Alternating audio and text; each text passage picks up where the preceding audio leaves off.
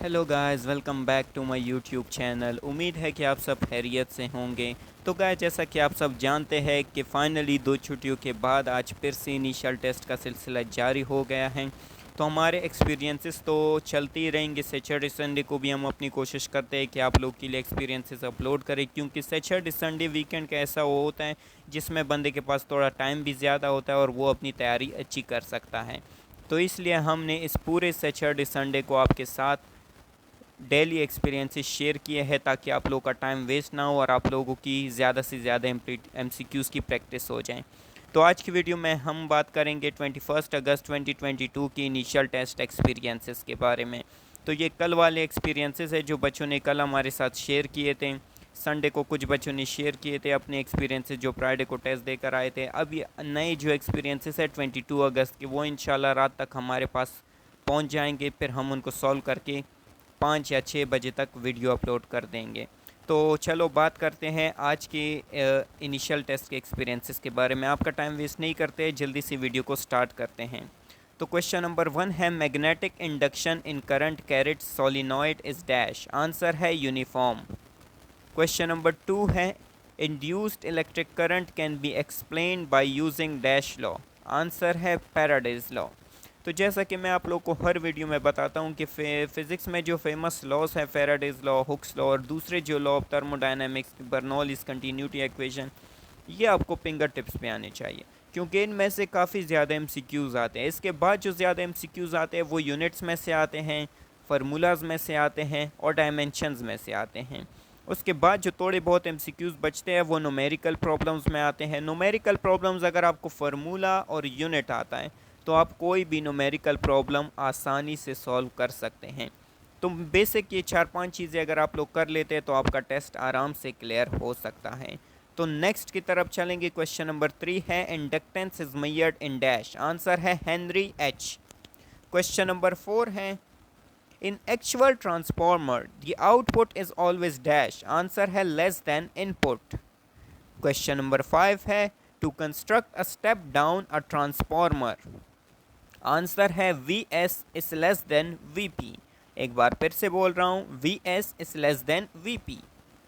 Question number 6 है, during charging of a capacitor the ratio of instantaneous charge and maximum charge on plate of capacitor at T is equal to R C is dash. Answer है 63.2%।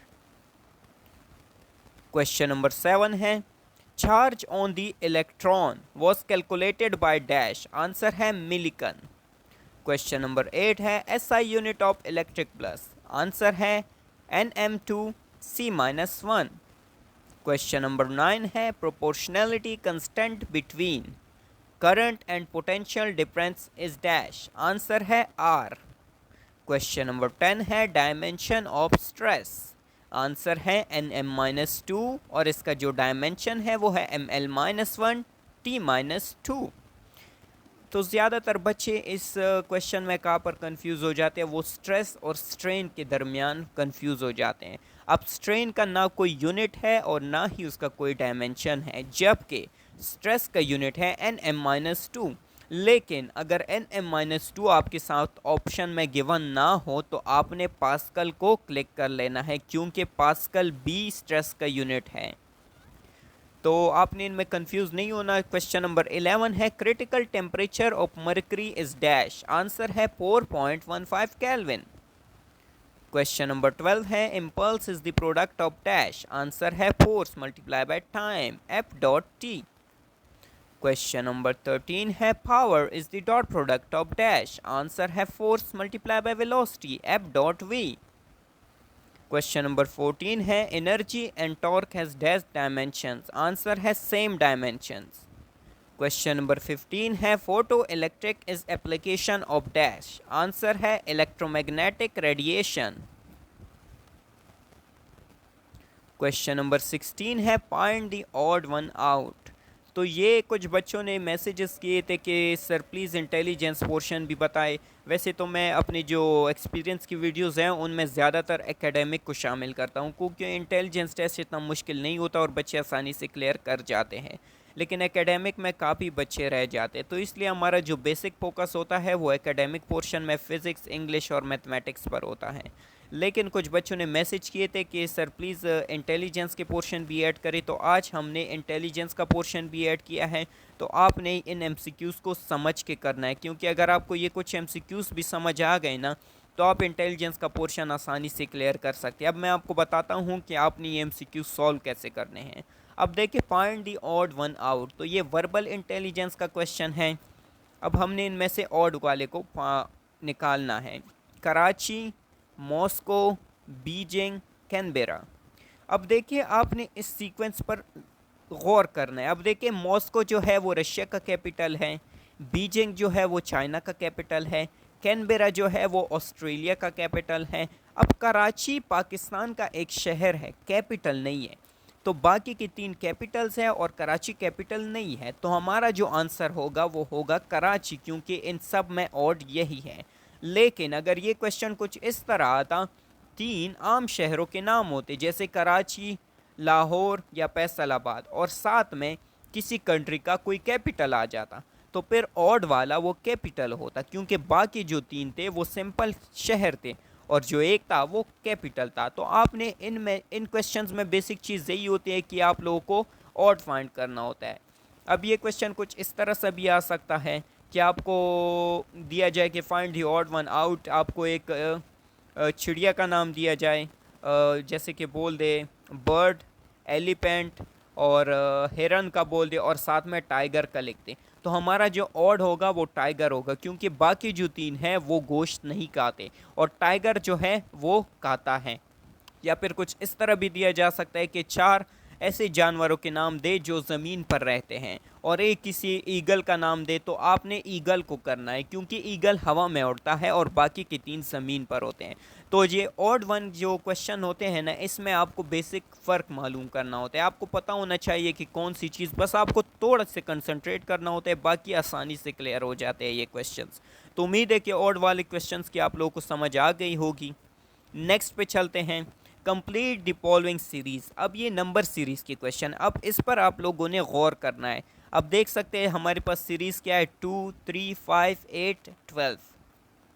अब कुछ बच्चे ये देख कर ही confuse हो जाते हैं कि अब हम इसमें क्या करें, ना इसमें डिवीज़न हो रहा है ना मल्टीप्लाई। अब देखिए 2 से 3 तक 0 का फ़र्क है, फिर 3 और 5 के बीच में 1 का फ़र्क है, यानी कि 4 मिस है। फिर 5 से 8 में 6 और 7 मिस है। फिर 8 से 12 में 9, 10, 11 मिस है। तो पहले में 0 का फ़र्क है, दूसरे में 1 का फ़र्क है, तीसरे में 2 का फ़र्क है, चौथे में 3 का फ़र्क है। अब हमने 4 का फ़र्क रखना है, यानी कि 13, 14, 15, 16 को मिस करेंगे, 17 हमारे पास आंसर आ जाएगा। इस तरह जो नेक्स्ट सीरीज़ होगी उसमें हम 5 का फ़र्क रखेंगे, फिर 6 का, फिर 7 का, फिर 8 का। इस तरह से आपने ये सॉल्व करने हैं। तो चलो नेक्स्ट की तरफ चलते हैं। क्वेश्चन नंबर 18 है रीअरेंज द जम्पल्ड वर्ड्स। तो अब ये रीअरेंजमेंट वाले क्वेश्चन ये भी काफ़ी इंपॉर्टेंट है। अब देखिए हमारे पास जो वर्ड गिवन है वो है RATPRO। अब देखिए हमने इसको अरेंज करना है, अरेंज करके ये आया है पैरोट, PARROT। इसके साथ आपको क्वेश्चन में दिया हुआ होगा कि ये बर्ड है, एनिमल है या फिर ह्यूमन है या सिटी है। तो अब देखिए, अब आपने इसको गौर से देखना है कि इससे कौन सा वर्ड बन सकता है। आपने हर एक पॉसिबिलिटी को चेक करना है। आपके साथ जो नीचे ऑप्शंस दिए गए होंगे ना, आपने उन चारों को इसमें फिट करना है और जो आपका ऑप्शन सही फिट होगा आपका वही करेक्ट ऑप्शन होगा। इसके लिए आप लोगों को मेंटली बहुत ही ज़्यादा शार्प होना पड़ेगा और ये वो होता है प्रैक्टिस से। आपने इसकी ज़्यादा से ज़्यादा प्रैक्टिस करनी है। क्वेश्चन नंबर 19 है sick is to sack, as lick is to lack. Answer है लैक। इस टाइप के क्वेश्चन भी काफ़ी इंपॉर्टेंट होते हैं और काफ़ी कंफ्यूजिंग होते हैं, क्योंकि अगर आपको किसी चीज़ का मीनिंग नहीं पता तो आप इस टाइप के क्वेश्चंस को सॉल्व नहीं कर सकते। तो इजी तरीका ये है कि आप इन क्वेश्चंस की थोड़ी ज़्यादा से ज़्यादा प्रैक्टिस करें। क्वेश्चन नंबर 20 है is this north is to south as east is to dash. Answer है साउथ। क्वेश्चन नंबर 21 है gold is to wood as dash is to carpenter. Goldsmith is the answer.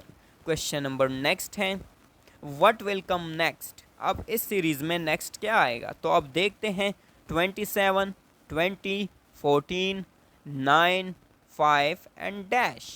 अब हमारा जो next series का वो होगा 2। अब 2 कैसे आया ये मैं आपको बताऊंगा।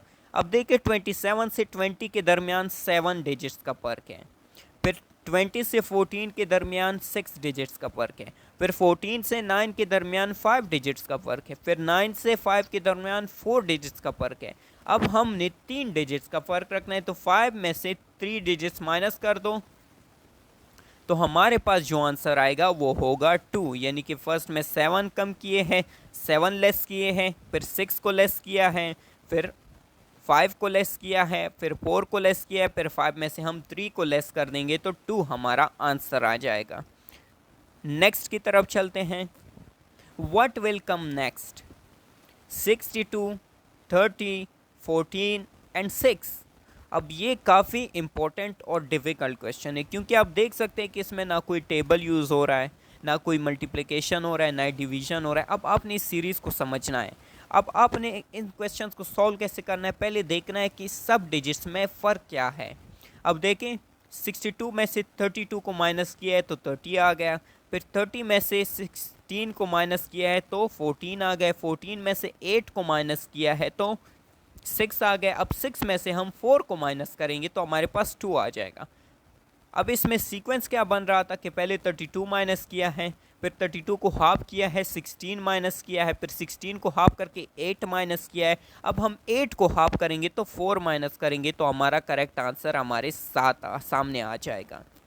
तो उम्मीद है कि आप लोगों को इसकी भी समझ आ गई होगी। नेक्स्ट क्वेश्चन नंबर 24 है eye is to see as air is to dash. अब देखिए हम आंखों से देखते हैं और कानों से सुनते हैं, तो सिंपल सा क्वेश्चन आपने डायरेक्टली हेयर को क्लिक कर लेना है।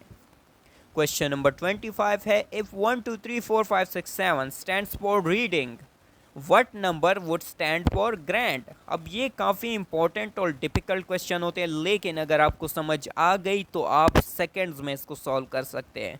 अब देखिए हमने ये आपको सॉल्व किया हुआ है। अब जी की यहाँ पर जो वैल्यू है वो है 7, आर की जो वैल्यू है वो है 1, ए की जो वैल्यू है वो है 3, एन की जो वैल्यू है वो है 6 एंड डी की जो वैल्यू है वो है 4।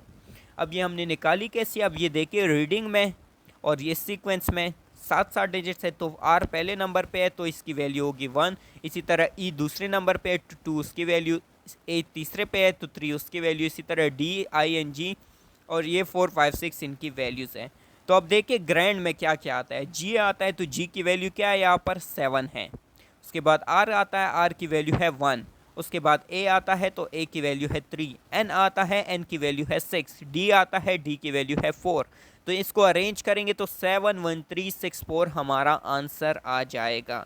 काफ़ी इजी क्वेश्चन होते हैं इंटेलिजेंस के, बस थोड़े से उनमें कुछ क्वेश्चन ऐसे मिला देते हैं जो आपको कंफ्यूज कर देते हैं और आपका टाइम वेस्ट कर देते हैं। तो इस पोर्शन में जो मेजर चीज़ है वो है आपका टाइम मैनेजमेंट और मेंटल शार्पनेस।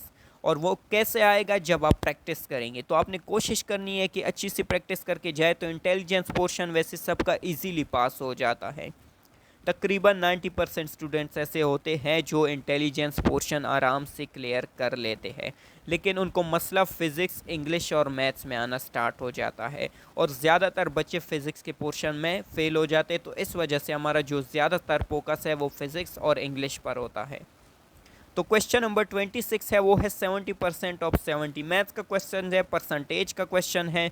तो परसेंटेज का इजी तरीका यही है कि अगर आपके सामने ऐसे कोई क्वेश्चन आ जाए तो आपने सिंपल 0 को 0 से कैंसिल कर देना है और 7 को 7 से मल्टीप्लाई करेंगे तो 49 हमारा आंसर आ जाएगा। इसी तरह अगर 80% ऑफ पीटी आ जाए, 0 0 से 8 को मल्टीप्लाई कर देंगे तो 64 आ जाएगा। 90% ऑफ 90 आ जाए तो 0 0 से मल्टीप्लाई कैंसिल कर देना है, 9 ज़र 81 आ जाएगा।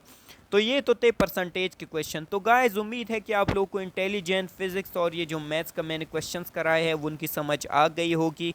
अगर आपको वीडियो अच्छी लगी हो तो वीडियो को लाइक कीजिए, ज़्यादा से ज़्यादा शेयर कीजिए ताकि और भी लोगों की हेल्प हो सके। और अगर आप लोग चाहते हैं कि किसी और टॉपिक पर आपके लिए वीडियो बनाई जाए तो आप वो भी हमें कमेंट सेक्शन में बता सकते हैं, उसके बारे में भी वीडियोज़ ज़रूर बनाई जाएगी। तो गाइस अगर आप चैनल पर नए हैं तो चैनल को सब्सक्राइब कीजिए और बेल के आइकन को दबाना मत भूलिएगा, ताकि मेरी तरफ से आने वाले इस इंटरेस्टिंग वीडियोस का नोटिफिकेशन आपको हर वक्त और हर जगह मिलता रहे। तो गाइस आज की वीडियो यहीं पर एंड करते हैं, मिलते हैं नेक्स्ट वीडियो में। तब तक के लिए खुदा हाफिज़, अपना बहुत बहुत ख्याल रखिएगा and best of luck for your test. Thank you guys, खुदा हाफिज़।